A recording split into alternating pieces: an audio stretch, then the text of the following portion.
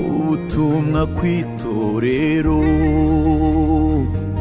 ngo nimumese ibishura mucane amatabaza kuko ijoro rirakuze aje vuba. Praise the Lord. Thank you for that wonderful introduction. Murakoze cyane. Best introduction we can hear from any person niyo introduction nziza maze kumva ituruka is that we are listening to God. Kandi introduction nziza iruta izindi nuko turimo gutega Imana You amatwi. didn't come here by accident. Rero ntimwaje hano kubw'impanuka. God sent you at this time. Imana yabohereje muri iki gihe. He's given you the grace. Yabagiriye ubuntu. Not to do your will, but to do His will. Butari ubwo gukora ubushake bwanyu ahubwo ubwayo. And one of these days you're going to go back to Him. Hanyuma You're going to go back to God. ubwo muzasubira kuri yo. And you're going to look at Him. Muzayireba. And He's going to ask you one question. Ndetse ibabaza ikibazo kimwe. This is the question you will face in eternity. Kandi iki nicyo kibazo muzabazwa muri ubwo bugingo bw'iteka. Did you do what I told you to do? Izabaza iti ese wakoze ibyo nagusabye gukora? You have a saying in Africa I don't like. Mufite uburyo muvuga rero muri Afrika ntakunda. You say this commonly in your services. Mukunze kubivuga cyane mu materaniro yanyu. You say something like God is good and the people say all the time. Kandi mukunda kuvuga ngo Imana ni nziza ndetse namwe mugasubiza mu iteka ryose. Ibyo simbikunda cyane. It doesn't tell me anything. Ntacyo biba bimbwiye. What tells me the story is when I look at your face. Icyo bimbwira ni iki mbwira iyo mbareba mu maso. Just saying God is good doesn't communicate anything to anybody. Rero iyo muvuze ngo Imana ni nziza ntacyo biba bifite uwo bibwira. But when they see you suffering, ariko iyo babona mutotezwa, and when they see you going through hardness and difficulties, iyo babona mugenda mu bibazo bitandukanye, and you're still rejoicing and you still hear God, mwamara mugakomeza mwishimira mu mwami ndetse then they mukumva will Imana, know God is good, nibwo bazamenya ko Imana and ari you don't need nziza. to tell anybody. Kandi ntabwo muzaba mugikeneye kugira uwo mubibwira. So let me give you a new saying for this church, Rero reka ngerageza mbabwire indi mvugo nshyashya and I want muzakoresha. you to practice it every Sunday Kandi from iyi now mvugo on. ndifuza ko ariyo muzajya mugerageza gukoresha buri cyumweru kuva I none. say God is speaking, Imana irimo kuvuga, and you say all the time.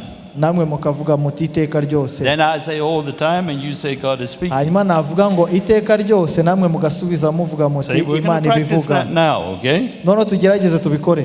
God is speaking Imana iravuga all the time. iteka ryose, niko musubiza. Okay, well, you practice that later. I don't have time to get into all that, okay? Rero ntitwabitindaho tubigerageza uyu mwanya. My prayer for you today is that you feel uncomfortable. Isengesho ryanjye uyu munsi nuko mutagubwa neza.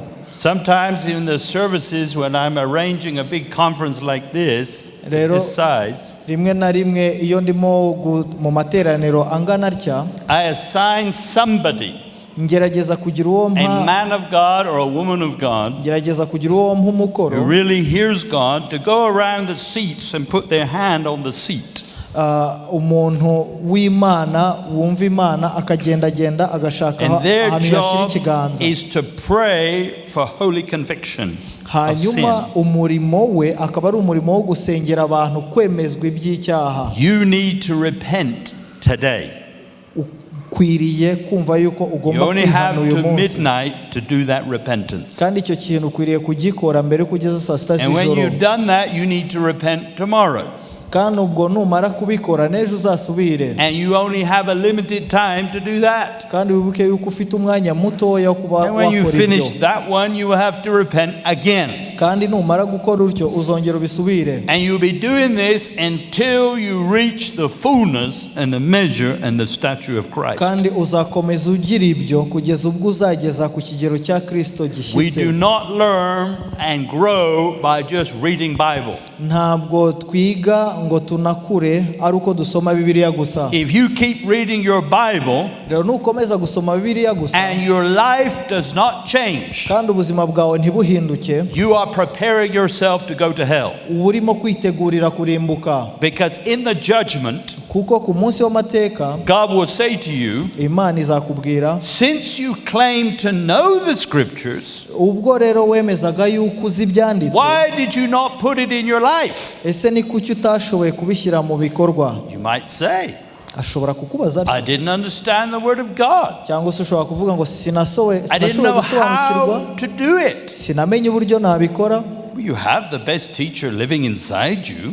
ariko ufite umwarimu mwiza wakwigisha kurusha abandi. You don't need me to teach you anything. uwo ngo ari muri mwebwe kandi ntabwo nkeneye kugira ngo ngire icyo nkwigisha. My job as a man of God is to bring a message of fire umurimo wanjye nk'umuntu w'Imana ni ukuzana ubutumwa bw'umuriro and help you to totally repent and recognize you're in the flesh. kandi nkagufasha kugira ngo wihane unamenye yuko urimo kugendera mu mubiri. If you get that message today, I've helped you. rero ubwo butumwa niba ari bwuri bwakira uyu munsi ndaba nagufashije. The Bible says Bibiliya iravuga there are 3 roads you can be on, 3 possible roads. hari inzira eshatu umuntu ashobora gukoresha. One road is what we call the narrow way.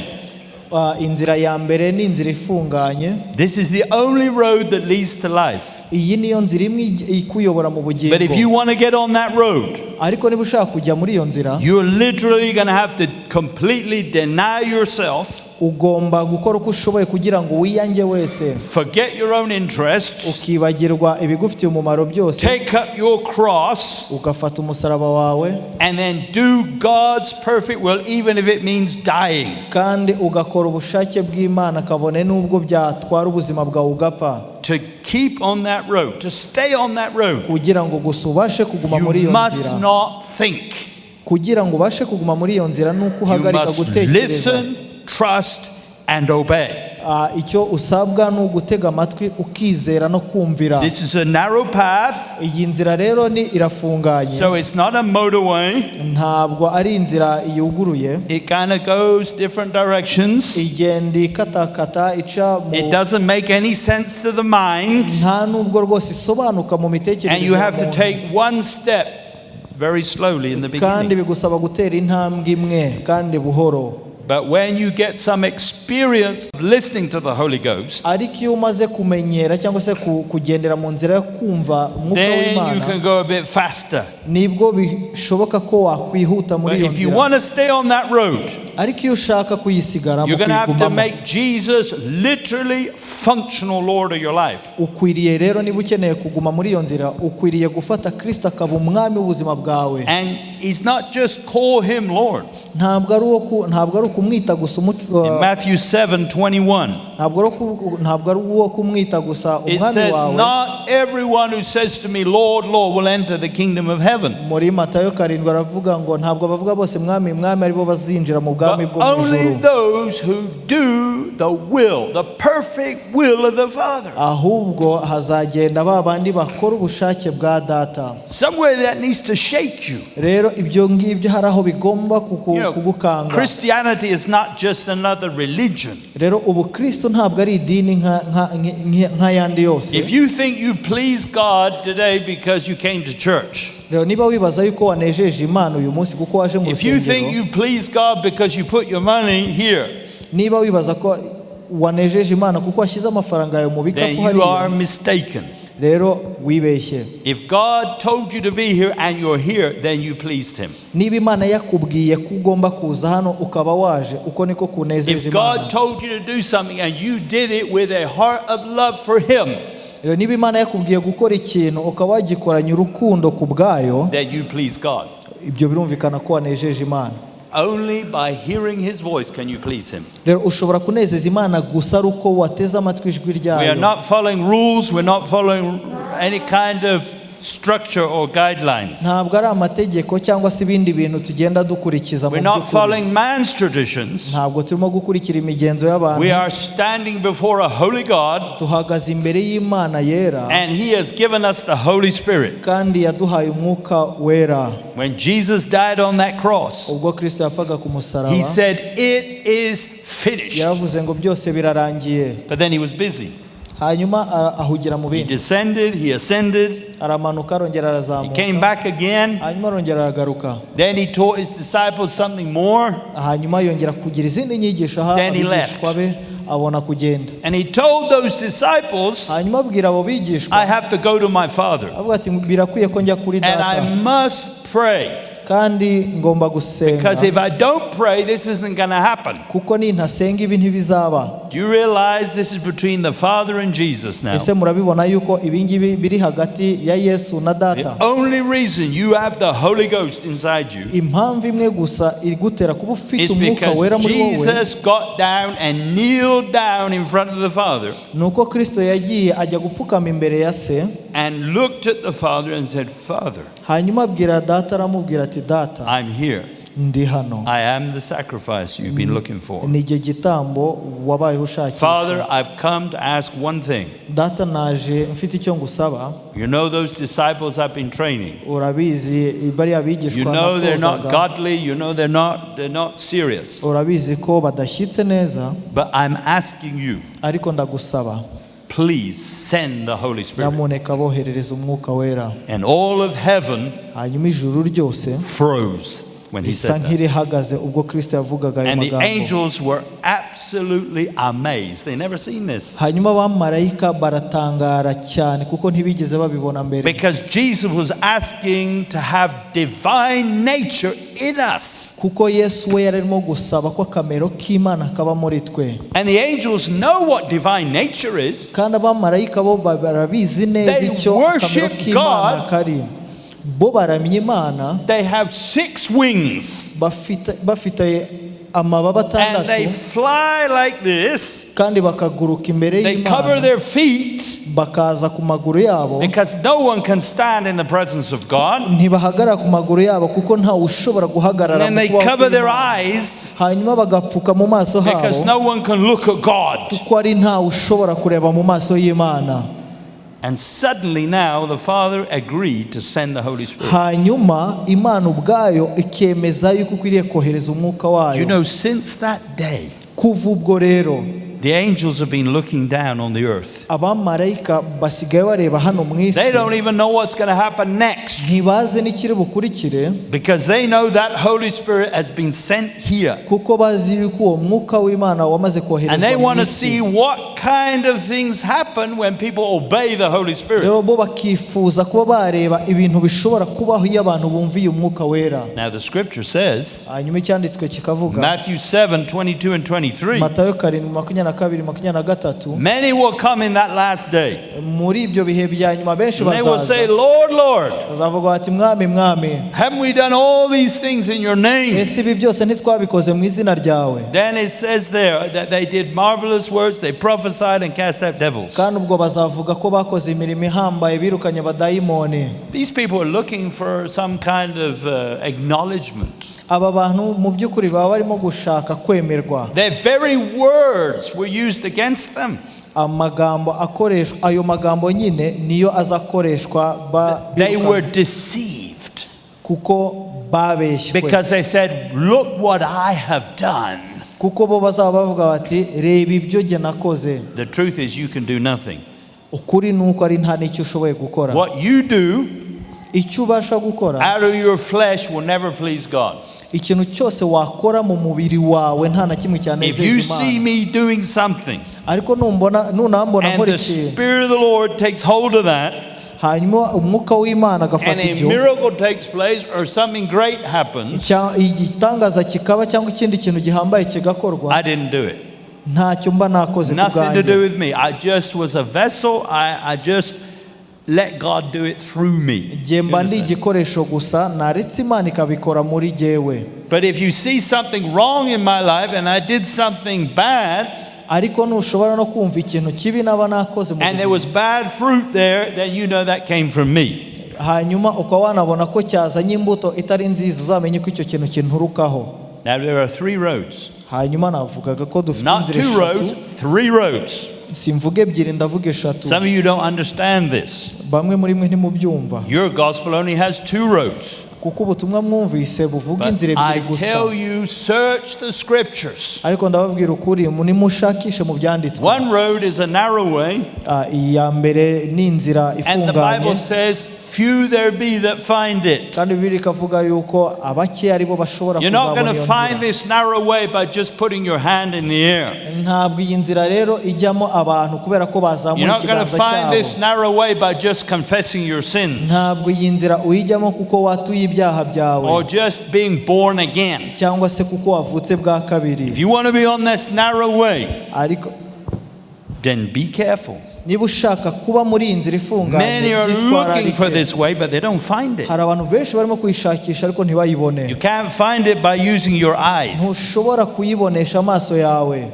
I hope you understand this phrase or this statement. Ndibaza ko aya magambo nkoresheje muyumvise. The more you look, the less you'll see. Uko urushaho kurebesha amaso yawe, The less you niko look, urushaho the more kutabona. you will see. Ariko uko ugabanya kurebesha amaso yawe, niko urushaho kubona. Either you are spiritual or you are carnal. Waba uri mu mubiri, ugomba kuba uri mu mubiri cyangwa uri mu mwuka. You might try to convince me you're spiritual. Rero ushobora kugerageza kunyemeza yuko uri mu mwuka. Well, I'm going to test that.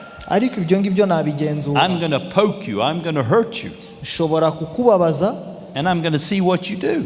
kandi nkareba icyo biri butange cyangwa se Because ukuri I bukore. want to know, are you really spiritual? Kuko nifuza kumenya koko niba uri mu mwuka. A spiritual person Kuko umuntu does w'umunyamwuka not do anything without first hearing from God. ntabwo abasha kugira icyo akora na kimwe atarabanza kumva Imana. John 5:30. Yohana 5:30 This is our example. ni rwo rugero dufite. If you are not like this, you are not spiritual. Niba atari kumeze ntabwo uri umunyamwuka. That means you are carnal Bivuga yuko uri umunyamubiri and you need to repent. kandi bikwiriye yuko You are wihana. running out of time. Urimo gutakaza There igihe. is no excuse. Nta rwitwazo ruhari. You have received the gift of the Holy Spirit. Mwakiriye impano y'umwuka He's wera, living inside you. atuye muri wowe. And if you do not listen to him, it will be worse for you in the judgment. Rero nutamwumvira umenye yuko urimo kujya mu rubanza. So be very careful how you're living. Rero mu byitwararika uburyo mubayeho. But this is what the scripture says Rero uko niko ijambo ry'Imana in John rivuga. 5:30. Yohana 5:30. Jesus said, of myself I can do nothing. Yesu ubwo aravuga ngo ku bwanjye bwite ntacyo mbasha gukora. He said, as I hear, Ariko akavuga ati as the voice numva comes to me, uko numva ijwi rimanuka I kuri jye. give my decision, and my decision is always right. Uko numva ijwi rimanutse muri jyewe niko njye nafata ibyemezo kandi ibyemezo Because mfata biba I do not bikwiriye. seek or consult my own will. Kuko ntashakisha gukora ubwanjye bushake. Instead, I've come to do the will and the pleasure of my Father in Ahubwo heaven. naje gukora ubushake n'ibyo data yishimira. If that's not the way you're living, Niba atari uko rero urimo you kubaho, are not renewed in your mind. ntabwo imitekerereze yawe Your irahindurwa. mind is just as carnal it was before you got born again. Ibitekerezo byawe cyangwa se ubwenge bwawe buracyameze uko wari umeze mbere y'uko ukizwa. The truth is you're living in the flesh. Mu yandi magambo urimo kubaho muri kamere And you make decisions with your mind here. kandi ukaba ufata ibyemezo ushingiye ku You assess mitekerereze the yawe. situation with your common sense. Ugerageza kugenzura ibihe ubigenzuza You ubwenge listen to bwawe. advice of others. Hanyuma ukagerageza kumva inama You z'abandi. ask many people, what do you think? Ukabaza abantu batandukanye icyo babyibazaho. And then you eventually make up your mind if you can. Hanyuma ukabona guhitamo kugira icyo ukora. But you'll never do the will of God. Rero niba ari uko bimeze ntushobora gukora And ubushake you bw'Imana. will be left behind. You will. Kandi niba ari uko bimeze uzasigara. Because the Bible says, Uko ijambo ry'Imana you rivuga will be outside, you are the foolish virgin. kuko uzaba watawe hanze kuko uri ya sugi. You had a possibility to hear God. You had a possibility. Ufite ububasha bwo kumva Imana But you wasted time. ariko wataye You igihe. just kept listening to your common sense. Wakomeje kumvira ibitekerezo byawe. You better repent of doing that. Rero byaba byiza ubyihannye. Look at Proverbs chapter 3, Reba mu Migani igice cya 3 verses 5 and 6. umurongo wa 5 wa 6. Says, trust in the Lord mwiringire Uwiteka with all your heart. n'umutima wawe wose, Do not lean to your understanding, ntiwishingikirize ubwenge bwawe, but in all your ways ahubwo muri byose acknowledge him, and he shall direct your paths. umwemere kandi azakuyobora mu nzira zawe. When I was packing my bag coming, ubwo nateguraga ibyanjye nza aha ngaha, and the Holy Spirit just said to me, check your trousers. That's all he did. Mwuka w'Imana arambwira ati gerageza urebe amapantaro ufite mu gikapu. This is one of them here, you see. Iyi nambaye ni imwe muri zo. I have 3.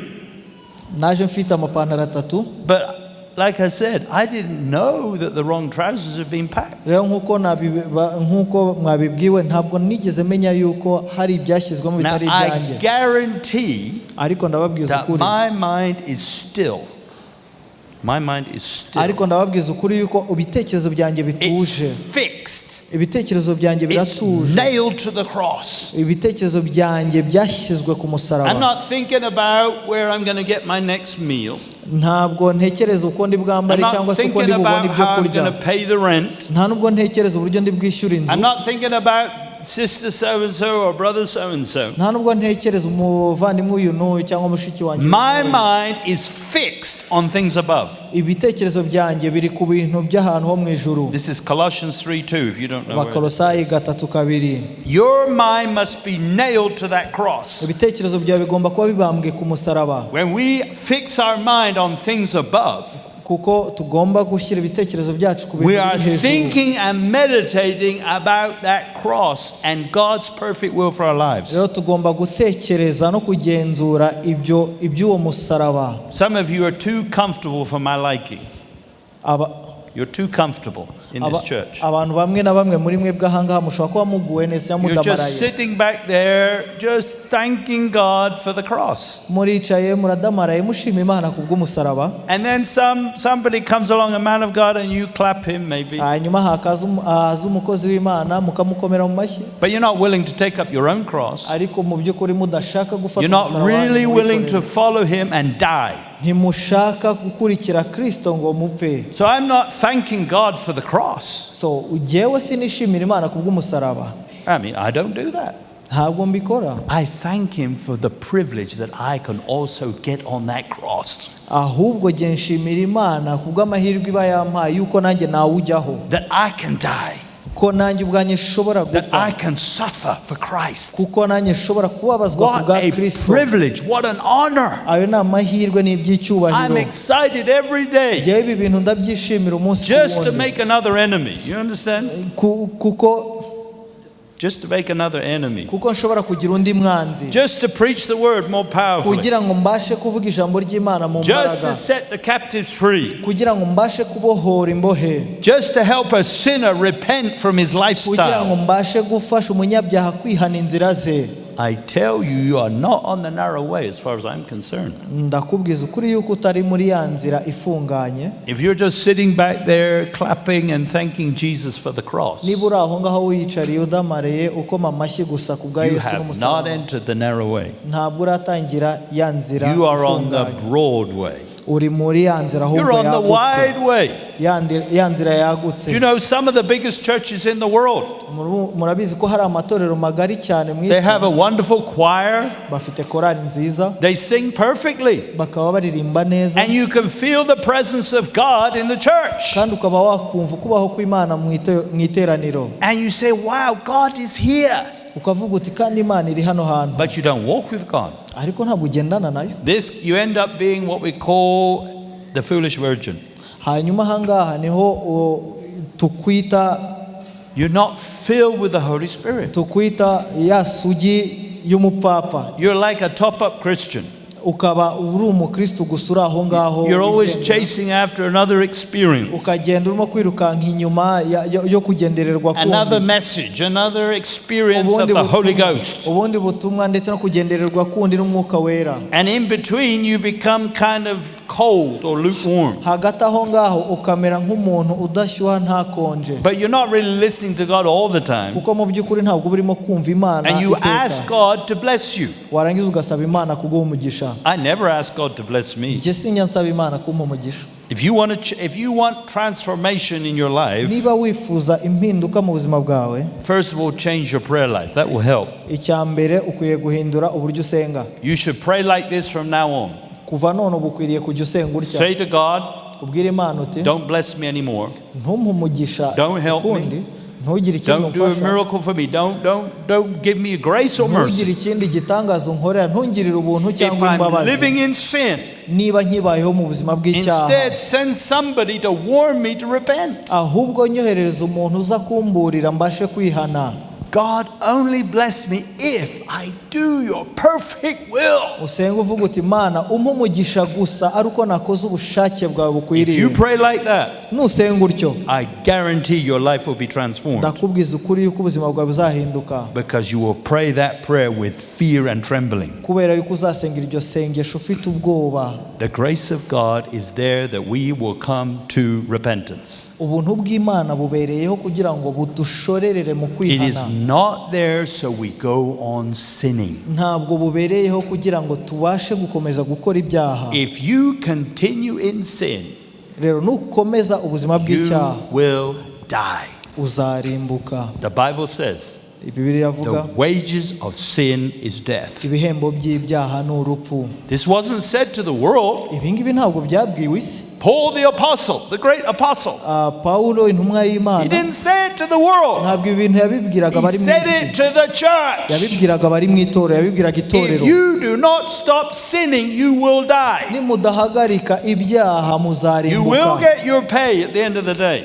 muzahabwa ibihembo byanyu. God will make sure you get paid Imana izakora uko ishoboye kugira ngo mubone ibyo because He has bihembo, given you the Holy Spirit kuko yabahaye umwuka wera so that you don't have to sin again. kugira ngo mudakomeza gucumura. If you want to stop sinning, Rero nushaka guhagarika gucumura, just listen to the Holy Spirit. tega amatwi umwuka wera, Do what He says. ukora ibyo agusaba, Just trust and obey. hanyuma umwizere ndetse Just wumvire, become like a little child. hanyuma umere nk'umwana You mutoya. don't have to think. You don't have to understand. Ntukeneye gutekereza cyangwa Your Father usobanukirwa loves you. byose. So wo mu ijoro He knows the aragukunda, end from the beginning. amenya iherezo ry'ikintu mu itangiriro So ryacyo. just learn obedience. That's all you Rero have to do. gerageza wige kumvira, Just become like a little child womera nk'umwana mutoya, and say, God, tell me to do something. I want to do something. ujye uvuga uti Mana mbwira icyo nkora, hari icyo nifuza gukora, Just anything, ikintu icyo ari cyo cyose, and do it. hanyuma ugikore. When you do that and you keep doing that, your life will be transformed. Hanyuma nukora ibyo ubuzima bwawe buzahinduka, You'll produce the fruit of the Spirit. uzagira imbuto z'umwuka. You might not be even aware that you're producing the fruit of the Spirit. Ushobora no kutamenya yuko urimo kwera imbuto z'umwuka, But you have stopped thinking ariko uzaba warahagaritse and you gutekereza, started keeping your mind still. hanyuma uzaba waratangiye kwiga guturisha gutekereza Paul kwawe. said in the book of Philippians, Mu Bafilipi Pawulo aravuga chapter 4 igice cyawo cya 4 and verse 8, umurongo wa 8, he gave the church there a recipe for a very difficult time. yahaye itorero ikintu cyo gukora mu gihe kigoye. Now don't be legalistic. Arababwira ati This ntimukagendera mu mategeko. is the written word. Iri ngiri ni ijambo The ry'Imana whole ryanditse. Bible Bibiliya is the written yose word. ni ijambo ryanditse, It was not written to you. ntabwo ari mwe ryandikiwe. This was Paul writing to the church of Philippi, Ibi ni ibintu Pawulo yandikiraga itorero ryo and muri they were Filipi, facing persecution. kuko bari barimo gutotezwa, They'd lost loved ones. bari barabuze abo bakundaga, They didn't know what to do. ntibari bazi icyo bakwiriye They were gukora muri uwo stressed. You mwanya. understand? Stressed. Bari bafite agahinda, I mean, they were worried. bari bafite ibibazo. And to help them, Paul said, here's a recipe now. Hanyuma mu kubafasha Pawulo arababwira ati nimurebe ibyo ngiye He kubabwira. said, don't think about your problem. Don't do that. Arababwira ati ntimugatekereze ibibazo byanyu, If you think about your problem, you lose the peace of kuko God. nimubitekereza muzatakaza amahoro So y'Imana. he said, think on these things. Arababwira ati nimutekereze ibi bintu, Whatsoever is true, whatsoever is lovely, whatsoever is kind, whatever is praiseworthy, ibyo kubahwa byose, ibyo gukiranuka byose, ibiboneye byose, think. That mutekereze. means that you don't think outside of that list. Cyangwa se mu yandi magambo bivuga yuko mudakwiriye gutekereza ibitandukanye n'urwo rutonde You muhawe. have to ask God permission to think. Ukeneye kujya ubaza Imana uruhushya rwo gutekereza. If you think I'm wrong, if you think I'm misleading you, Niba wibaza yuko ndimo ndakubeshya cyangwa then ntakuyobora tell me neza, your foolish doctrine. Tell me your foolish thinking. ngaho mbwira iyo myigishirize yawe Tell me how you are going to do the perfect will of God by thinking. hanyuma umbwira uburyo wowe uri gukora ubushake bw'Imana bushyitse mu mitekerereze yawe. Is it because you say you study the scriptures? ese nuko umbwira ngo nuko wiga ijambo ry'Imana? Are you going to do it with your great intellect? ese urabikoresha ubwenge bwawe Or are you bwinshi going to do buhambaye? it by grace through faith? cyangwa ubikoreshwa n'ubuntu bw'Imana kubwo kwizera? If you keep studying the Bible with your mind, rero nukomeza kwiga ijambo ry'Imana you n'ubwawe are bwenge, just making the fire hotter for you when you are cast into ubusa hell. nkaho urimo kwikongereza umuriro ukazakubana mwinshi igihe uzajugunywa muri Because God will gehinomu. say, so you say you know this, but you don't do it. kuko Imana izabikubwira. rero ubwo uvuga yuko ibi bintu ubizi kandi ntubikore, Better to have a little bit of knowledge rero ni byiza ko wamenya bike and just be a doer of that small amount you know than have a lot. hanyuma akaba ari ibyo ukora ukabishyira mu ngiro aho kugira ngo ugire byinshi. The Bible says biravuga the fear of God is the beginning of knowledge and it's the beginning of wisdom. kubaha Imana ni ryo tangiriro ry'ubwenge. Some of you don't have the fear of God. bamwe muri mwebwe nta nubwo mugira gutinya You Imana muri don't mwe, listen to the Holy Ghost. ntimunatega amatwi umwuka You wera, just do whatever you like and you ask God to bless you. hanyuma mugakora ibyo mushaka mugasaba Imana kubaha umugisha. If you keep doing that, you will end up in hell. nukomeza kugenza utyo uzarimbuka. You disagree with me? ushobora kutemeranya Let me nanjye, show you the scripture. ushobora no kukwereka ibyanditswe. I mean, you can believe what you like, but I can show you scripture for what ushobora I believe. kwemera ibyo ushaka, ariko njye nakwereka ibyanditse bivuga ibyo ndimo kukubwira. In Proverbs chapter 14 and verse 12. mu migani 14:12, Proverbs chapter 14 verse 12. imigani 14:12, The Bible says there is a way that seems right to man. Bibiliya ivuga ngo inzira zigaragara mu maso y'umwana w'umuntu, But the end of that road is death. ariko amaherezo y'iyo nzira ni mu kurimbuka. Another verse says destruction. irindi jambo bivuga, hamwe havuga gupfa ahandi hakavuga kurimbuka. Do you know how easy it is to get back on that wrong road? ese murabizi uburyo byoroshye cyane kuba umuntu yagenda mu nzira All you ipfuye? have to do is start thinking and icyo working ukwiriye out what to gukora do. ni ugutekereza no gushaka kwicira inzira. Not all sin is obvious. You understand? ntabwo bigusaba ibyaha byose. There's the sin you know is sin, but there's also the sin you don't know is sin. hari ibyo uzi ko ari ibyaha, hari n'ibyo utazi ko ari ibyaha. The sin you know is sin, you can at least repent of that and change. ibyaha uzi ko ari ibyaha, ibyo byo byibuze ushobora kubyihana kandi ugahinduka. And may God help you to truly repent at the root. kandi Uwiteka gushoboze kwihana ibyo bintu bihereye imuzi. Don't just say I'm sorry all the time ntugahora uvuga uti umbabarire and you iteka keep confessing the same sin. kandi ngo unakomeze wihane bya bintu nyine. That makes you a Catholic. ibyo ngibyo bikugira umugaturika. I'm not a Catholic. njyewe ntabwo ndi umugaturika, I have the Holy Ghost. mfite umwuka wera And I know how to get to the root of sin. kandi ndabizi uburyo nshobora kumanuka I nkagera ku have muzi to humble w'icyaha. myself. I have to present myself to God. nkeneye guca bugufi nkaza imbere And y'Imana, I allow the Holy Spirit to burn in my heart. kandi nkareka umwuka w'Imana gutwika I gukongeza mu feel mutima that wanjye. holy conviction of sin. nkumva kwemezwa ibyaha guturuka ku I feel Mana, the godly sorrow. nkumva ka gahinda I feel k'umwuka, the burden of sin. nkumva umutwaro w'icyaha. Maybe you don't like this idea. ushobora kuba ibi ngibi utabikunze. I'll just go back to being a Catholic now. you see. rero nakugira inama yo gusubirayo ukajya kwibera I umugaturika. tell you, you are on the broad road that leads to destruction. rero ndakubwiza ukuri yuko uri muri ya nzira yagutse ikuyobora mu Many are on that kurimbuka. road. abenshi bari muri iyo nzira, They don't want to get on that narrow way. They want to get on the broad road. ntibashaka kujya muri ya yindi ifunganye, And barashaka they kujya muri see iyo lots ngari. of other people there, so they say, I'm fine. hanyuma bo bakakurebera hirya uri muri iyo nzira yawe ifunganye, bakakubwira ati nanjye hameze They meze say, neza. oh, God cannot kill us all. akavuga ati Imana ntishobora kutwica twese. Oh, yes, He will kill you. ye cyane rwose izabica, izabarimbura. Look at what He did to the children of Israel. murebe ibyo yakoreye abana ba Isirayeli. Did He mbese. not kill them all ese in the ntiyabishe? wilderness? This is the God we serve. iyo Mana niyo dukorera n'uyu munsi. You now have a much higher standard. hanyuma noneho mwebwe uyu munsi muri ku rugero rwo hejuru. You have not come to the Mount Sinai with the smoke and the fire. Mwebwe ntabwo mwaje ku musozi Sinayi muze mureba umuriro ndetse n'umwotsi. You don't worship God on some kind of building or temple made by man. Mwebwe ntimusenga Imana muyisengera mu mahema yubatswe n'abantu. Holy of holies. Mwebwe mwinjiye ahera hahera. You've come to Mount Zion, the Bible says. Mwebwe mwaje ku musozi Siyoni ni ku ijambo ry'Imana rivuga. And there is no excuse for doing what God said. Kandi nta yandi mahitamo mufite keretse gukora ibyo Imana isaba. Listen to what the scripture says for a moment. Just listen. Ni mwumve ku ijambo ry'Imana rivuga. Paul said, Paulo yaravuze, he who names the name of the Lord, let him depart from iniquity. Uhamagara izina ry'Uhoraho wese atandukane n'icyaha. So every time you get up here and you praise God and you sing your nice songs, rero iteka nuza hangaha ukahimbaza Imana ukaririmba indirimbo every time you say in the name of Jesus, iteka nuvuga mu izina rya Yesu, check yourself. ujye wigenzura. Check to see if you really have iniquity in your heart. Ujye wigenzura urebe niba udafite icyaha mu mutima wawe. Iniquity is not sin.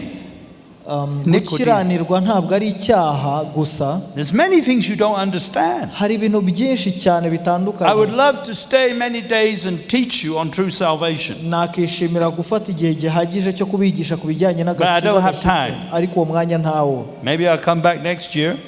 Byashoboka ko nagaruka umwaka utaha. Maybe Jesus will come before then. Cyangwa se Yesu akazaba yaragarutse mbere. So I suggest you humble yourself. Rero icyo mbasaba no kwicisha bugufi. Seek God with all your heart. Mushake Imana n'umutima wanyu wose. And get ready because Jesus is coming. Kandi mwitegure kuko Kristo arimo kugaruka. And you don't need me. Kandi ntabwo munkeneye. You really don't need me all the time. Sije mukeneye rwose iteka. Some of you may even get afraid of what I'm saying. Bamwe muri mwebwe mwagira n'ubwoba bw'ibyo ndimo kwigisha. But search the scriptures. Ariko nimugenzura ibyanditswe. Sin and iniquity are two different things. Gukiranirwa n'icyaha ni ibintu bibiri bitandukanye. Let's look at the book of Isaiah. Katurebe mu gitabo cya Yesaya. Chapter 59. Igice cya 59. Verses 1 and 2. Gerageza no kureba icukumbura. He looks at you making excuses. Ikareba niba urimo gushaka urwitwazo. You say, oh, I didn't have money. I live in Rwanda or whatever else it is. Ukavuga uti ntuye mu Rwanda cyangwa se ikindi cyari cyo cyose. I got to phone somebody. Sorry, I've got to go and do this. I've got to go and do that. Rero kugira ngo mbashe kugira icyo ngeraho nkeneye gukora iki cyangwa kiriya. Well, you will not enter the kingdom of heaven. Yewe ntabwo wakwinjira mu bwami bw'Imana gutyo. God has to be number one. Ikintu cya mbere Imana ikora. And when God calls, iyihamagaye, you stand still and say, yes, sir. Urahagarara ukitaba. Forget everything else. Tikaramenya gasana ukibagirwa ibisigaye byose. If you don't get that changed in your life, He is not number one. Icyo nikidahinduka mu buzima bwawe ntabwo Imana ari ya mbere mu buzima bwawe. Now the scripture says in verse 2, umurongo waho wa kabiri Yesaya 5:9, our iniquities have separated us from God. Avuga ngo ahubwo gukiranirwa kwanyu niko kwabatandukanyije n'Imana. And our sins have caused him not to hear us. Hanyuma n'ibyaha byanyu nibyo biyitera kubima amaso. So please understand. Rero ni musobanukirwe ibi. Nothing wrong with God's ears. Imana nta kibazo ifite n'amatwi yayo. Perfect ears. He doesn't need to see a doctor. Ifite amatwi rwose akora neza ku buryo idakeneye umuganga. The problem is two things. Ikibazo ni ibintu bibiri. Sin and iniquity. Gukiranirwa n'icyaha. Iniquity is a strange word. Gukiranirwa ni ijambo risa nkaho ridasobanutse neza. But the great evangelist Webster defined it like this. Ariko hari umuvugabutumwa warisobanuye muri ubu buryo. He said iniquity is departing from the truth. Gukiranirwa ni ugutera umugongo ukuri. In other words, something you receive by the Holy Spirit. Mu yandi magambo ikintu wakiriye ku buryo bw'umwuka. I suggest you may have received this on the first day of your salvation. Ndibaza ko ari ikintu uba warakiriye ku munsi wa mbere ukizwa. You got born again. Wavutse bwa kabiri. You felt the presence of God. Wumva kubaho kw'Imana. Your heart was on fire. Umutima wari ufite umuriro. You weren't just a lukewarm Christian, you were hot. Nta nubwo wari umukristo udashyuha ntakonje ahubwo wari ushyushye. You loved God. Ukunda Imana. You had the joy of the Lord. You had the peace of God. Ufite amahoro y'Imana. And nothing could stand in your way. Nothing. Kandi nta kintu gishobora guhagarara mu nzira yawe. And you felt the power of God in your veins. Kandi umaze kumva imbaraga z'Imana mu buzima bwawe. And now you've lost that. Ariko none ibyo bintu warabitakaje. If you've lost that, niba warabitakaje, you have committed iniquity. wakoze gukiranirwa. Something God gave you. Ikintu Imana yaguhaye. It didn't go into your mind. Ntabwo cyagiye mu bwenge bwawe. It went into your heart. Cyagiye mu mutima You wawe. experienced it. Cyagiye mu bugingo bwawe ndetse urakimenya. Romans 14:17 Abaroma 14:17 says the kingdom of God is righteousness, peace and joy in the Holy Ghost.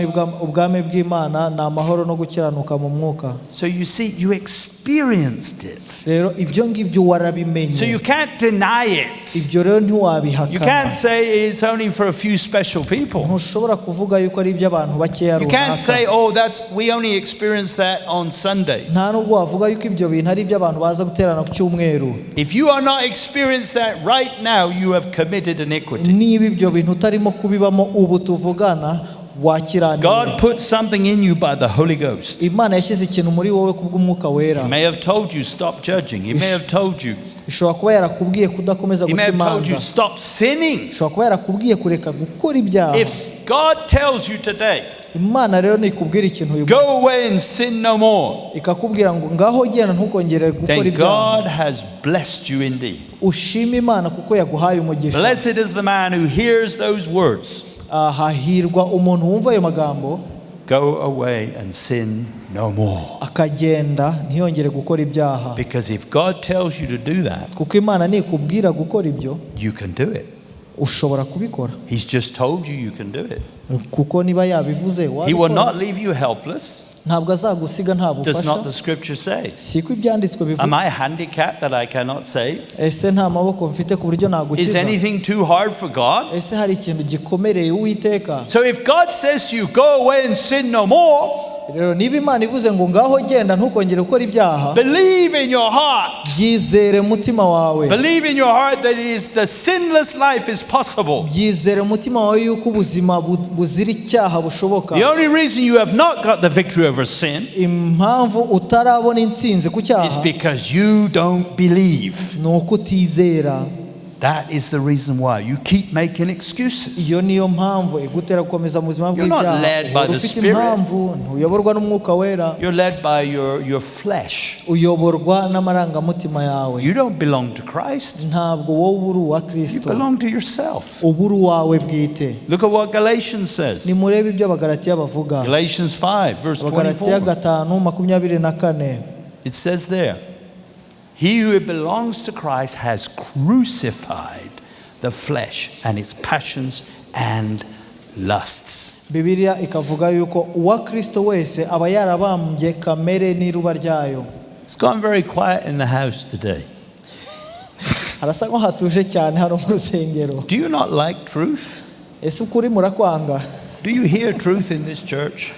Ese mujya mwumva ukuri muri iri torero? Or are you just telling people God's going to use you, God's going to bless you? Cyangwa muramubwirwa yuko Imana igiye kubakoresha ibahe n'umugisha? Are you a false prophet? Is that what you tell people Ese here? waba uri umuhanuzi w'ibinyoma? I heard yesterday somebody said, Ejo numvise umuntu avuga, I surrender all that God may use me. narekuye byose kugira ngo Imana This inkoreshe. was a song I think you were singing or something like that. Ndibaza ko yari indirimbo yenda baririmbaga. That's not biblical. Ibyo ngibyo ntabwo God can ari use ijambo anybody. ry'Imana. He can use whether we surrender or not. Imana ishobora kugukoresha wayiyegurira cyangwa He can ntunayiyegurire. use a donkey. Ishobora gukoresha, He can even use Satan to do his will. ishobora gukoresha indogobe cyangwa Does ikanakoresha na not the Satani. Bible say Ibyo nibyo Bibiliya ivuga. that even Satan was used? Kuko na Satani And when yakoreshejwe. he crucified Jesus Christ on that cross, Ubwo yabambaga Kristo kuri uriya musaraba, he was sealing his own fate.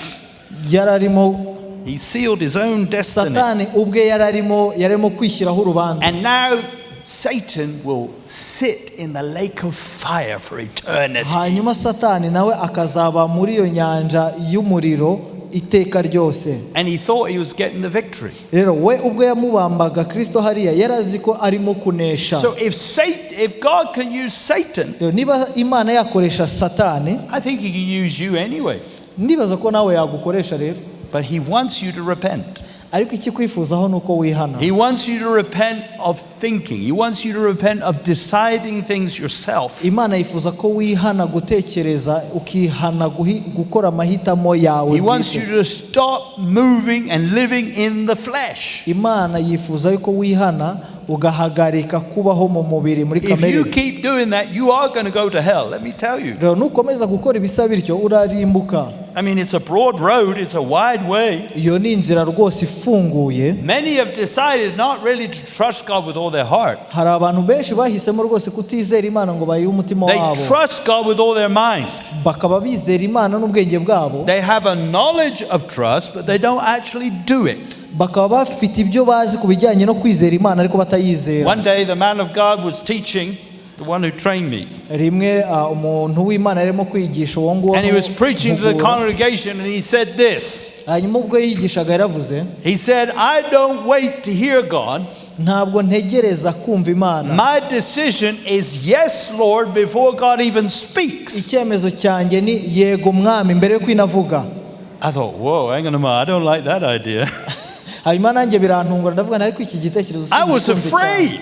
Kuko jye nari mfite ubwoba. And after the service, I ran up to the man of God. Hanyuma nyuma y'amateraniro ndagenda I ndamusanga. said, man of God, surely that's wrong. Hanyuma ndamubwira ni mu by'ukuri ibyo bintu wavuze si byo. Surely you should listen, to the voice first and then decide to follow. Hanyuma ndamubwira ni mu by'ukuri wakabaye ubanza gutega amatwi ukabona guhitamo gukurikira. And he pointed at me. Hanyuma antunga urutoki. Do you trust God with all your heart? Arambaza ati se wizera Imana n'umutima wawe wose? I think so. Hanyuma nanjye ndibaza ko ariko bimeze. I didn't really trust God with all my heart. Mu by'ukuri sinari nizeye Imana n'uwanjye umutima wose. I trust God with all my mind, you see. Nayizezaga ubwenge bwanjye. And he said, if you really trust God with all your heart, hanyuma arambwira ngo niba wizera Imana n'umutima wawe wose, you know your Father loves you. Urabizi yuko se agukunda. He will never tell you to do anything wrong. Urabizi ko atazigera akubwira gukora ikintu kibi. You already make the decision ahead of time. You are going to instantly do whatever God says. Niba ariko bimeze rero wakabaye wahisemo na mbere yuko avuga. So hallelujah, the message came to me. You understand? Hallelujah, ko ubwo butumwa bwageze. I hope the message is getting to you today. Ndizera ko ubu butumwa nawe burimo kukugeraho. If you do not repent, rero nutihana, you will perish. Uzarimbuka. The Bible says, Bibiliya iravuga. Jesus said it himself. Yesu yaravuze ubwe. Repent or perish. Ihane cyangwa urimbuke. You got two choices. Rero ufite amahitamo abiri. Either you turn or you burn. That's it. Uzajya mu bugingo cyangwa uzashye. Change your mode of operation. Hindura uburyo ukora ibintu. Stop using your mind. Hagarika gutekereza. Keep your mind still.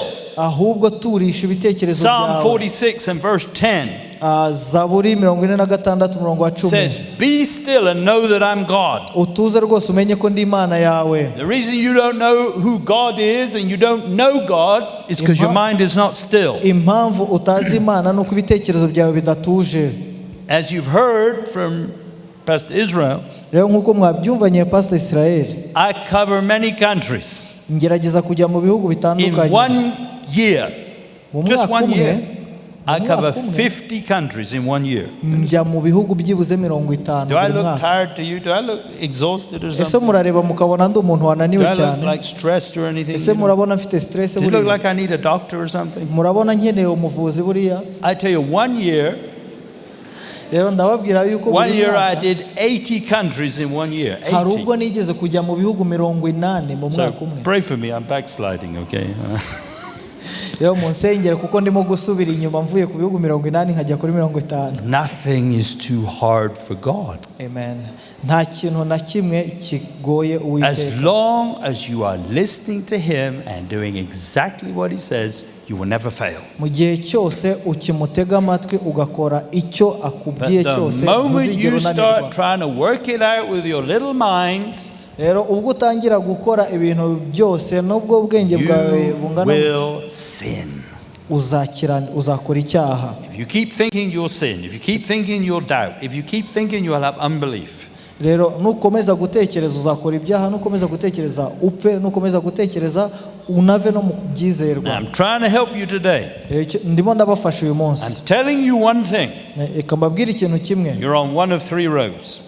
Uri muri imwe muri za nzira eshatu. The first road is the narrow way. Inzira ya mbere ni ifunganye. The second road actually is the way of sinners. iyi nzira ya kabiri mu by'ukuri ni inzira y'abanyabyaha. They are just committing open sin. Bo bakora ibyaha batihishe. They don't care about God. Ntibitaye ku by'Imana ivuga. They don't know God loves them. Ntibazi ko inabakunda. But they don't care anyway. They just They just want money. They just want pleasure on this earth. Icyo bifuza hano ku isi ni amafaranga So they no try to kunezerwa. get what they can through, worldly wealth and comforts of the flesh. Rero ibyo bakeneye no kubona ubutunzi bwo mu isi ndetse no kunezeza imibiri And all yabo. that comes their way is misery and more destruction.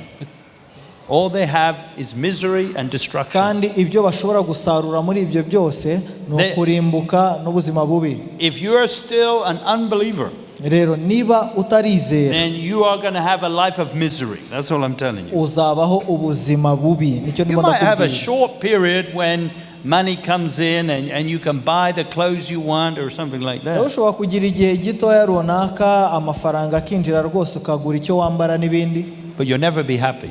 ariko umunezero wo ntawo. That's what we call the way of sinners. Iyo niyo nzira twita inzira y'abanyabyaha. But there's a third road. Hanyuma inzira ya gatatu, And this is where the majority of the church is today. kandi ahangaha niho abenshi mu itorero bari. They are going a way that seems right. They're going- Bagenda mu nzira ibagaragariye ko itunganye cyangwa iboneye. One pastor asked one time, Rimwe nigeze kubaza umupasitori, I saw a revelation in the Word of God. nabonye ihishurirwa mu I ijambo was so ry'Imana. excited. Hanyuma ndaryishimira I said, cyane. I see it now, finally. Hanyuma ntera hejuru ndavuga nti I noneho said, we ndabibonye. are supposed to ask God every little thing. Hanyuma ndavuga nti twagakwiriye kujya tubaza Imana buri kantu kose uko And this is a kangana. pastor. You understand? Hanyuma uyu ni umupasitori. I'm Pentecostal. You understand? Urumva jyewe ndi I umunyamwuka. don't know about you. Maybe you're Catholic, but I'm Pentecostal. Sinzi Okay? ibyawe yenda uri umugaturika ariko jyewe ndi umunyamwuka. But this, I was talking to another Pentecostal man. Rero ahangaha navugishaga undi munyamwuka. And this is what he said to me. Ibi nibyo yavugaga rero. You don't need to ask God every little thing. Arambwira ati ntabwo mu by'ukuri ukwiriye kubaza He said, Imana buri kantu God kose. gave you a brain. Hanyuma arambwira ati Imana yaguhaye ubwonko, Use your brain. ukeneye kubukoresha. And then when you have a big problem, Hanyuma iyo ugize ikibazo, then you ask God about that, of course. iyo ugize ikibazo kinini nibwo ugenda ukabaza You Imana ask nyine. God about who to marry or what house to buy and those big things. Ushobora kubaza Imana ibintu bigari cyane, ninde ukeneye kurongora, But niye nzu ukeneye kugura. what you really have to do is just use your mind Ariko mu by'ukuri icyo ukwiriye gukora, koresha ubwenge bwawe, and just pray for God to bless you. hanyuma ugasaba Imana kuguha umugisha. I believe there's many in your country who believe that false teaching. Ndibaza yuko hari abantu benshi mu gihugu cyanyu ahangaha bizera izo nyigisho There's many zipfuye. people in America that believe that false Hari teaching. abantu benshi cyane muri Amerika bizera ibyo There's bintu. even many in my country who also believe that false Kandi teaching. hari benshi no mu gihugu cyanjye bizera izo nyigisho zipfuye. Look again at what it says in Proverbs. Ongera urebe neza icyo bivuga mu migani. Chapter 3, verses 5 and 6. Mu migani 3:5 Says, 6. acknowledge God in all your ways. Wiringiye Uwiteka n'umutima wawe wose. So make no excuses. Rero ntugire urwitwazo. With God, all things are possible. Hamwe n'Imana ibintu byose birashoboka. Maybe you can't do that right now. Rero ushobora kutabikora ibi Maybe you nonaha. try to ask God things and wrong thoughts come to your mind. Yenda wabigerageza ubu wajya kubaza Imana hakaza igitekerezo gipfuye You mu don't bwenge need bwawe. deliverance, you need repentance. Ntabwo ukeneye deliverance, ukeneye I tell kwihana. you must repent. Ndakubwiza ukuri yuko ukeneye kwihana. So the third road Inzira ya gatatu rero is a way that looks good, ni inzira iboneye but it's not from God. ariko si inzira y'Imana. You don't have the ability to discern because you don't listen to the Holy Spirit. Ntushobora kubigenzura ngo ubimenye kuko And then you go udafite. down this road. Hanyuma none ukagenda muri iyo Now nzira. there's many people on that road, so you feel comfortable. Kuko harimo abantu benshi rero muri iyo nzira. You may ukumva even nawe uri see a few kunyuze. people who are paying the price for the narrow way. Hanyuma ukaba wabona n'abantu bakeya And basa you- nk'aho barimo kwishyura and ikiguzi you cyo kuba see mu them nzira suffering. ifunganye. Wabareba ukabona basa nk'aho And you batotejwe. say, look at him over there. Hanyuma ukamureba ukavuga uti reba uriya You uri know, hariya. he's taking up his cross. Ukavuga uti dore nk'uriya ahetse He's umusaraba we. suffering for Christ. I mean, Ukareba ukavuga uti uriya we arimo kubabazwa we don't kubera need to Kristo. do that. Ariko ibyo ntabwo dukwiriye kubikora. I'm glad I'm not on that narrow way. Ukavuga uti genda ndishima ko ntari muri iyo nzira You say you're ifunganye. on the super highway. Hanyuma ukavuga uti genda mu nzira You yagutse just cyane. name it and claim it. hanyuma ukavuga uti ndabivuga gusa hanyuma nkabisaba. You use the Bible like a shopping list. Hanyuma ugakoresha Bibiliya nka ka kalista ukoresha ugiye You just say, guhaha. oh, I've got a problem.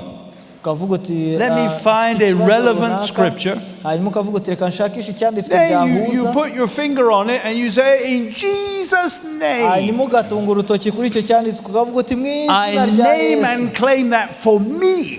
Aka kantu ndakavuze mu izina kandi ndagafashe n'akanjye. I tell you, if you do that again, akubwiza ukuri yuko I nusubira gukora pray ibyo for the bintu. fire to come down and consume you.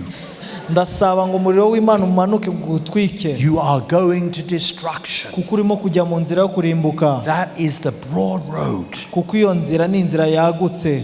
Pray like I told you to pray. senga nk'uko nakwigishije gusenga. Repent before it's too late. ihane mbere y'uko igihe kikurenga. You are going down the wrong road. murimo kujya mu nzira itari yo. And the end of that road is hell itself. You understand? kandi amaherezo y'iyo nzira ni kurimbuka. And as you get closer to the flames, kugeza igihe uzagera hafi you'll bugufi see the bw'umuriro.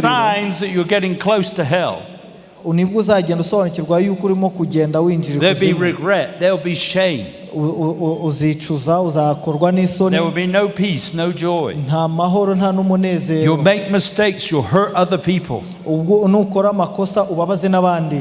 Everything miserable will increase in your life. ikintu cyose kibi kiziyongera And mu you'll buzima start to bwawe. cry out and say, where is God? hanyuma utangire utacye wibaza uti Imana iri hehe. And He won't answer you kandi ntayizagusubiza because you need to repent. kubera ko ukwiriye kwihana. But He will do one thing for you. ariko hari ikintu izakora.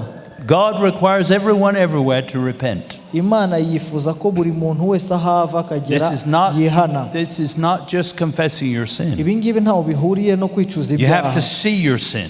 ukeneye kubona icyaha cyawe. And you have to allow that godly sorrow, that pain of conviction. rero ukeneye no kwemera wa mubabaro w'umwuka You have winjira to mu get mutima right wawe. down to the root of sin. uwo mubabaro ukamanuka ukagera ndetse n'imuzi It's like a mu tree. cyaha. biba bimeze nk'igiti. Your tree is there and you just pulling the fruit off. hanyuma igiti cyawe ni iki ngiki, hanyuma hano hejuru akaba ariho ukura The gusa imbuto fruit on zayo. your tree is like your sin. rero imbuto z'icyo giti cyawe bikaba ari byo byaha So you byawe. remove your sin by confession, rero ukuramo icyo cyaha ari uko wihannye, but the tree is still there. ariko igiti kirahari. But God says, ariko icyo Imana ivuga repent, wihane, which means get to the root, bisobanura ngo ugomba kujya dig imuzi around the root. ugacukura iruhande It's rw'iyo hard mizi. work, you know, getting around that ni root. akazi katoroshye cyane kujya kubicukura You start ugacukurira to umuzi sweat a bit ukaba wanabira n'ibyuya because it's hard kubera ko work. bigoye gucukura aho hantu. And you're working away, and other people come and say, oh, you don't need to do that. hanyuma mu gihe urimo gukora ibyo ngibyo hakaza ibicaniro kubwira ngo ibyo Just ariko nukwiye pray for kubikora. blessings. hanyuma wowe wisengera uhabwe umugisha. Just confess your sin. It's okay. wowe God ucuza loves you. ibyaha byawe Imana iragukunda. If you listen to that lie, nutega amatwi bene ibyo you will never binyoma repent. ntabwo ushobora kuzihana The by'ukuri, devil hates repentance. kuko satani yanga bihana. So I love repentance. Jyewe rero nkunda What the kwihana. devil hates, I love. And what icyo satani yanga agenda and agikunda, what the devil loves, I hate. kandi icyo akunda agenda ndacyanga. So dig. rero cukura. And when I was doing this in the early days, ubwo nakoraga ibi bintu kera it felt so painful. byari ibintu And I bimbabaza was cyane. digging and digging, and it went deeper and deeper. ubwo nacukuraga nagendaga ngimuzi But kurushaho, eventually, ariko mu I by'ukuri saw the taproot of sin. nageze ahantu mbasha kubona umuzi Hallelujah. w'icyaha. The Holy Ghost mwuka wera is the only one who can help you get to the root of sin. niwe wenyine ushobora kugufasha kugera ku muzi And w'icyaha. when you cut there, iyo utemye uwo all the muzi, bad fruit in your life izo mbuto zose mbi mu buzima bwawe disappear. bihita It bitakara, will just fall off. birabura, biramanuka You don't bikagwa. have to go back to confessing sin ntabwo anymore ukeneye kongera gusubira inyuma kujya kwihana ibyo bintu, because you're dead. kuko umaze gupfa. Now, I don't have much time now, so let me mention some books I have. rero reka mbabwire ku bitabo mfite ubwo nta mwanya uhagije mfite. I hope you got those 3 roads. ndibaza yuko izo nzira 3 wazisobanukiwe: The narrow way, inzira ifunganye, the way of sinners, inzira y'abanyabyaha, and the broad road. ndetse n'inzira yagutse. If you don't believe me, look in the scriptures. Look in Matthew. Look niba in Mark. utanyizeye Look reba in muri Luke. Matayo, urebe muri Mariko, urebe muri Luka. This is Jesus' teachings. ibi ni inyigisho za Kristo. You don't learn this in seminary. Ibi ngibi nta You don't learn this in Bible college. mumenye yuko ibi ngibi atari seminaire. You just learn about being born again. That's all Ibi you ngibi know. ntabwo mubyiga mu maseminari cyangwa se muri religion. So I have some books here today that will help you. Rero mfite ibitabo bikeya ahangaha biri bubafashe. Trying to save your soul. That's what I'm trying to do. Okay? Ubu ni ukugerageza kubafasha I gucungura don't ubugingo want you bwanyu. to go to destruction. Sinifuza Don't want yuko that. ubugingo bwanyu burimbuka. So I have this book that I recommend to you. Rero ndifuza ko mwareba iki It gitabo says, "My nabashishikariza sheep kugura, hear my voice." cyitwa intama zanjye zumva ijwi ryanjye. That's based on John 10:27. Iki cyanditswe gishingiye kuri Yohana Those of you this 10:27. morning learn eternal security. That's what you Abari heard. hano mu gitondo bize ku bijyanye n'ubugingo If you didn't bw'iteka. hear that message, go and get it quickly from Niba these murimo people. kubyumva wasohoka ariya hanze ukaba wakigura. The message is still repent, repent, repent.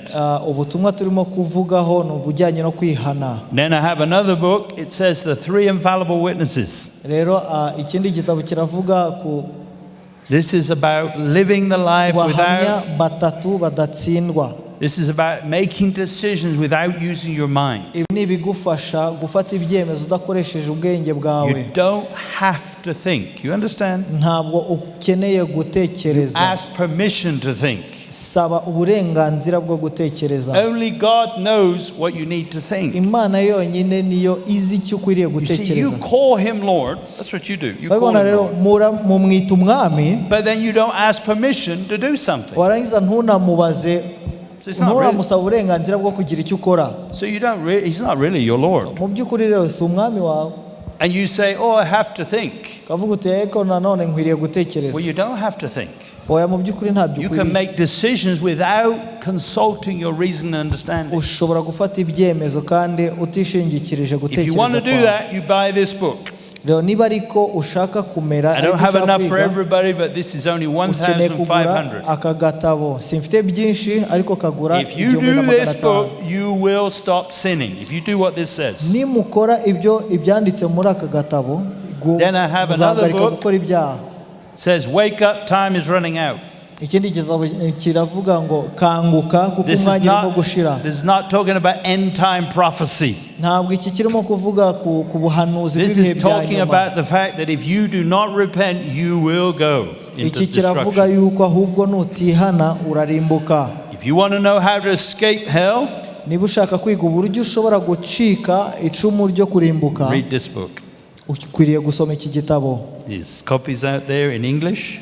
Birahari hariya hanze mu All Cyongereza. these books are in English. Ibi bitabo byose mfite biri mu Cyongereza. We have this one in French, Iki kindi cya just a Ntama few zanjye zumva ijwi copies, and we ryanjye, have this turagifite mu one, Gifaransa. few copies in French. Hanyuma n'iki kindi cy'abahamya batatu badatsindwa nacyo turagifite mu Gifaransa ariko bikeya. Now, 2 more books. Ibindi bitabo bibiri. If you don't like Satan talking to you, Niba utishimira ko Satani akuvugisha you may kuganiriza, think that hearing the voice of Satan is normal. ushobora kwibaza yuko kumva ijwi rya Satani ari ikintu It's gisanzwe. not normal. Ntabwo ari ikintu If gisanzwe. you're living in the kingdom of God, Niba utuye mu bwami bw'Imana, Satan has been banished from the kingdom. Satani yakuwe mu bwami So if you're bw'Imana. in Christ, if you're in the kingdom, Niba uri muri Kristo ukaba uri mu the bwami, devil cannot put thoughts in your mind. He can't do that. Satani nta gitekerezo ashobora gushyira mu bitekerezo byawe. Now, you might hear somebody else tell a lie, Ushobora kumva undi muntu akubeshya, or you might hear some preaching that is based on a lie. ushobora no kuba wakumva izindi nyigisho zishingiye ku binyoma, But it's not actually within. It's not coming from within. ariko mu by'ukuri bene ibyo bintu ntibiba biguturukamo imbere. So if you want the victory over Satan, Rero niba ushaka intsinzi kuri and you Satani don't want to hear that horrible voice, that condemning voice, kandi ukaba udashaka kongera kumva rya jwi rigucira urubanza, then buy this book. rero wagura aka It's gatabo called The Guilted Prison. kitwa Guilted Prison. Satan is making a prison for you, Satani arimo kukubakira inzu y'imbohe and he's not even doing the work. kandi nta nubwo arimo gukora uwo murimo we He's bwite, getting you to do the work. arimo kugukoresha wowe gukora uwo He's murimo, making a fool out of you. arimo kukubeshya, You're making the very bricks that will put you in the prison. urimo kwibumbira ya matafari azubaka inzu azakuboheramo, And he's doing it because you use your brain. That's kandi why. akabikoresha umutwe wawe. If you want to know how to train a real man of God, hanyuma niba ushaka guhugura umuntu w'Imana ushyitse, and you can read English, kandi ukaba washobora gusoma mu Cyongereza, then I recommend this book. nagusaba kugura iki gitabo. Please don't go to Bible college. Ndabasaba nimuzajye kwiga. Before you do that, please talk to me. I'll talk you out of it. Mbere yuko unabikora yenda wanshaka tukavugana. This is what you need. Ibi nibyo ukeneye. You need a vision. You need to know how God is going to prepare you in ministry. Ukeneye iyerekwa, ukeneye uburyo Imana ishobora kugutegurira kwigisha. You need to know the 6 steps to God's anointing. Mukeneye kumenya intambwe 6 bigusaba kugira ngo ugere ku mavuta y'Imana. This is not man's way. This is God's way. Ibi ngibi ntabwo ari inzira z'umuntu, ni inzira z'Imana. So please make sure you get all these books if you can. Rero ndabasaba mbashishikariza kuba mwagura ibi bitabo mubishoboye. I'm not selling books, please understand. I'm not trying to just sell books. Sinimo gushaka gusa kubagurisha ibitabo. I'm only here for one day. Ndi hano gusa ku munsi umwe. So how am I going to teach on all these things in just one session? Ese niba ndahangaho umunsi umwe cyangwa ibiri ni gute nshobora kwigisha ibintu byose? So if you buy the books, you can get the information, okay? Rero muguze ibi bitabo mushobora kubona ayo makuru. Thank you very much. Murakoze cyane.